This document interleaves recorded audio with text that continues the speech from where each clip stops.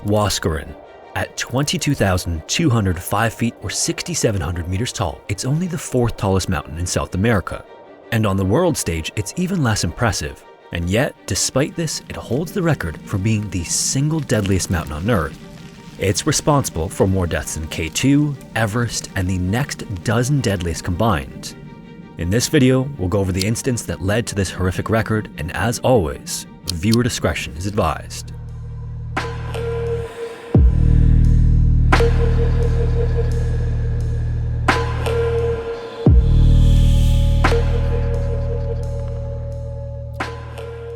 Among all of the different wonders of nature, mountains probably do the best job of illustrating how truly massive they can be from a human scale perspective. Even though oceans, deserts, the moon, and many other things can easily be larger, it's hard or even impossible to really appreciate their scale with your eyes. But a mountain cutting its way up into the sky, towering over you, and forcing you to lean back just to fit it into your field of view has a certain kind of presence. Huascaran is the tallest mountain in Peru, which is a country already well known for beautiful mountain ranges. And back in the 1960s, as it does today, Huascaran ruled over an area incredibly popular with climbers for its natural beauty, as well as local and indigenous farmers. The Cordillera Blanca mountain range, which the mountain is a part of, is high enough to capture snow and rain for a large portion of the year, and this then trickles down into the surrounding communities. And the end result is an area visibly greener from space than almost anywhere else in Peru to the west of the Amazon rainforest. Naturally, this attracted a lot of people, and in the dozens of villages and hundreds of farms scattered between the mountains, tens of thousands of people made a living along the mountainsides. But like many pillars of the natural world, the mountains can give as well as take away. Huascaran may be beautiful and support the livelihoods of thousands with its rivers, but the mountain has a darker side too. Huascaran actually has the highest death count of any mountain on Earth, more than Everest, more than K2, and in fact, even more than the top 100 most dangerous mountains to climb combined. There are maybe only a handful of large volcanoes that have caused more damage, but this isn't a volcano. The name Huascaran is relatively new and is only one of several the mountain has. Native groups also call the mountain Matareo or Matarauju, which means twin snow peaks because the mountain is a conjoined pair. And in addition to these many names, there are many myths and legends about the mountain as well. Some of these myths say that the mountains are the spirits of two star-crossed lovers cursed by the boy's father but brought together again by a god who took pity on them. Others say it's a protector guardian spirit, which considering the farmland the mountain supports, you can see why it's so revered. The southern peak is the taller of the two, known as Huascaran Sur, at 6,768 meters or 22,205 feet. While the northern tip, Huascaran Norte, is still quite tall at 6,654 meters or 21,831 feet. And interestingly, despite the mountain not being the tallest on Earth, its proximity to the equator means that it's actually the second farthest point away from the planet's core. This is because the rotation of the Earth causes it to bulge out slightly along the equator. So the only point farther away is a short distance north on the volcano Chimborazo in Ecuador. For those that climb, the mountain can take up to a week, with the main challenge being the huge cracks in the ice floes that line the mountain's surface. These can change seasonally and can be dozens of feet across, or maybe more dangerously, can be smaller and able to hide under layers of snow, so climbers need to be extremely careful and be prepared for ice climbing and to cross these gaps. These are also where the mountain's deadly reputation comes from. Huascaran is incredibly steep in many places, and since it's not only the tallest mountain in the area, but on the seaward edge of the mountain range, it collects a lot of water every year and keeps much of it in huge frozen glaciers. These glaciers are actually so numerous in Peru that they're given numbers to keep track of most of them rather than names. And on the 10th of January 1962, one of those numbered glaciers was about to remind people how much complacency can cost. Glacier 511 had been resting on the side of Huascaran for many years at that point, slowly building up heavier and heavier as people climbed over it and worked below it. And all the while, the water provided them was working away in the dark. Each day, as sunlight hit the glacier and small amounts of water trickled down, they cut channels and tunnels through the ice, weakening it from the inside. Then when more snow would fall on the outer surface, it would grow heavier and bury the water channels deeper inside, creating a porous structure of little tunnels and fissures, until one day the weight was too much. Without any external warning, about 10 million cubic meters of ice and stone broke off from the side of the mountain. The frozen wave then traveled over 16 kilometers in 4 minutes, destroying 9 villages before burying the town of Reenactment. As that happened, 4,000 people were killed in just about the time it took to get this far in the video.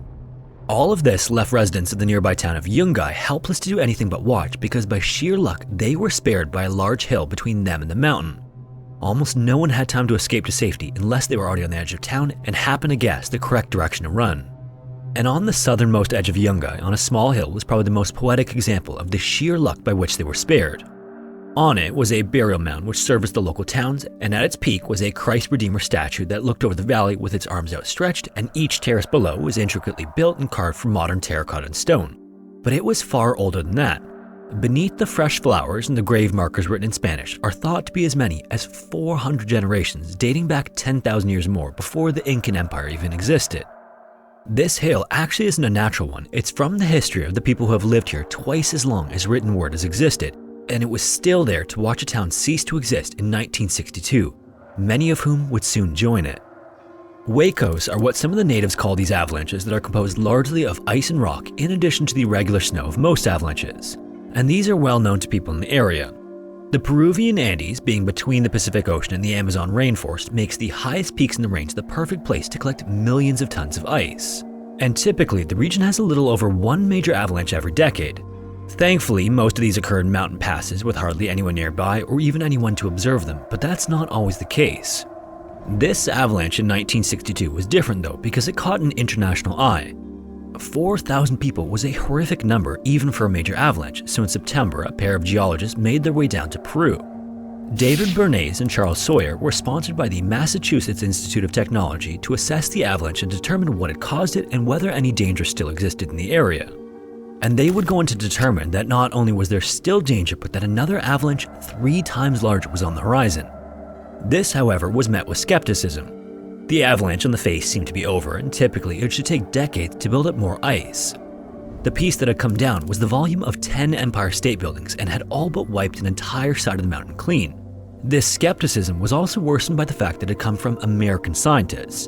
At the time, there was quite a bit of tension due to America's intervention in countries all over South and Central America, which led to a serious lack of trust. So the local government then brought in its own investigator who confirmed that the Americans had rushed their assessment and were ill-informed. Afterward, anyone who raised concerns or stated that Yungai wasn't safe was clearly just causing a panic, and they were threatened with jail time for disturbing public tranquility. The 2 geologists were also threatened with arrest, forcing them to flee back to the United States, and years of uneventful peace returned to Yungai. But, as you might have guessed, the government had lied. Interestingly, since the 1940s, the Peruvian federal government had been trying to establish a hazard zone that would prevent continued development and even force people to move away from some of the more dangerous areas. But local government and residents consistently opposed the idea. The mountain may be dangerous, they agreed, but the farmland there had sustained many villages for hundreds and hundreds of years. In essence, they knew the risks, they just didn't want to leave. However, what local governments had chosen to ignore was staggering. It made the avalanche that just happened look like a child's game. What had fallen in 1962 was a glacier covering the mountain's face. In many places, it was dozens of feet thick and enormous, but it was mostly just lying on the surface of the mountain. That is, except for one part. What Bernays and Sawyer found when they surveyed the mountain was that near the base, the glacier had been cutting across at a sideways angle. And slowly, over millions of years, it dug out a cut along the mountain's face, much like how you carve out a V-shaped notch at the bottom of a tree with an axe when you try to cut it down. And this notch meant that the entire face of the mountain, made of granite, not ice, was holding on with nothing underneath it. All it needed was a small push. And horrifyingly, part of the government had made it a literal crime to say anything about it. But again, years passed, then more, and by 1970, most people had probably forgotten about the Americans and their ridiculous claims. Until the 31st of May at exactly 3:23 local time, when the Ancash earthquake hit Peru and plunged the country into its darkest hours. At a 7.9 on the moment magnitude scale, which is a slightly more precise modern version of the Richter scale, the Ancash earthquake was centered 35 kilometers off the coast, almost directly in front of Yungai and Huascaran. Immediately, power lines fell, roads buckled, water mains cracked, and every utility in the nearby coastal cities ceased to function. The largest city in the region, with over 3 million residents, Chimbote, was also the closest to the epicenter, and within minutes, its streets became a maze of rubble and crumbling buildings. In fact, over 80% of the city's buildings were destroyed. Damage was so widespread that buildings cracked as far away as Ecuador, and the Pan-American Highway buckled, making it temporarily difficult for international aid to even get into the country. But back in Yungai, they didn't even have a short while. The granite face of the mountain finally failed, cracking off in one massive blast so loud that people reported it sounding like a gunshot nearby, but that would have been far more preferable. Instead, about 25,000 cubic meters of stone almost a kilometer wide cleaved off the side of the mountain. This was an entire face so large that looking at the mountain even today on satellite view, one side is cut flat and missing. This enormous piece of stone and ice then fell vertically for over half a kilometer down the mountain, picking up speed before slamming into the main body of Glacier 511, which had spent the last 8 years reforming. The granite then acted like the blade of a bulldozer, digging down and under the ice, rocks, dirt, and trees on the lower mountainside, scooping them up and pushing them forward and mixing them together with shattered melted ice and groundwater, forming a thick wall of mud and debris of all sizes, shapes, and densities.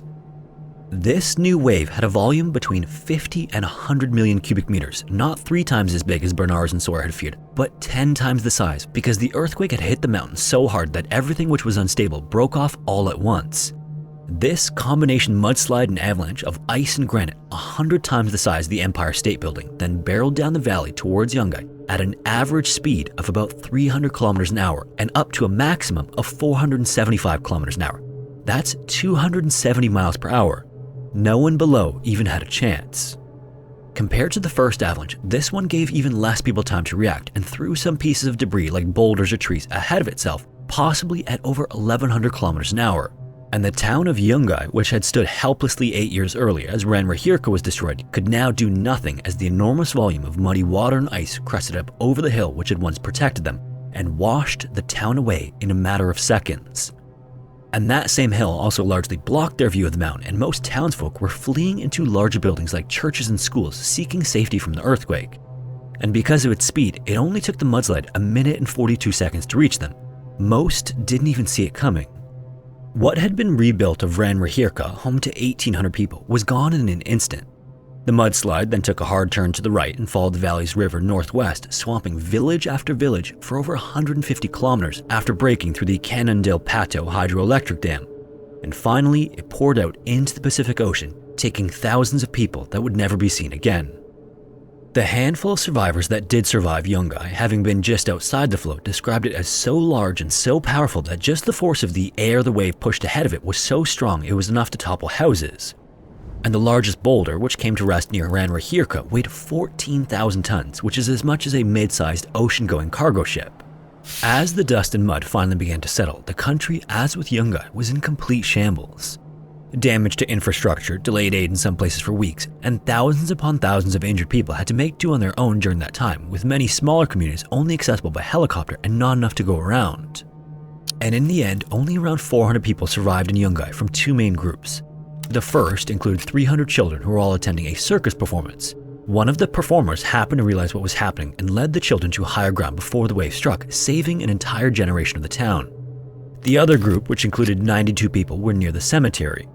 Having nowhere else to go, they ran towards the burial mound and climbed its steps before huddling around the statue at its summit and in the alcoves where the dead were buried. When the wave hit, the height of the hill and the fact that its ridgeline was pointed towards the avalanche for several kilometers let it split the wave mostly around itself to either side. But even still, large portions of the stonework collapsed in the earthquake. But incredibly, despite horrible damage, the statue continued to stand. Settlements to the north, south, east, and west of the burial mound, however, were totally wiped from the earth. This meant that 92 people were quite literally saved by standing on the backs of their ancestors. It was almost like they'd built a mountain of bodies that split the sea, an almost merging of the cultures, just as the burial mound had been for centuries. But then, in a tragic contrast, the rest of the city was left buried under 5 meters or 16 feet of debris, and Reenactment was under 4 times as much. In the end, it was deemed impossible to recover any of the bodies. So Yungai was left unexcavated, and it is now an extension of the burial mound on its southern border. In all, 15 square kilometers of land were buried, or 5.8 square miles. The Huascaran avalanche remains the single deadliest avalanche in all of recorded history, but exactly how many is not known. So many people were lost in such a rural area that estimates range from 15 to 25,000 dead just from the avalanche and mudslide.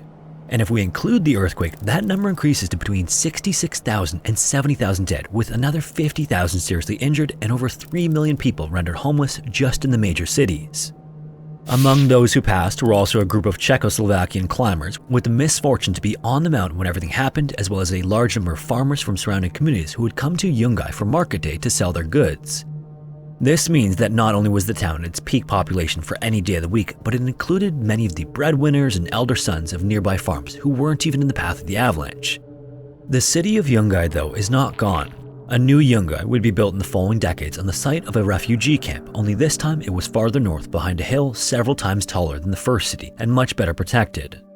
Despite everything, the people with roots there still didn't want to leave because it's still their home.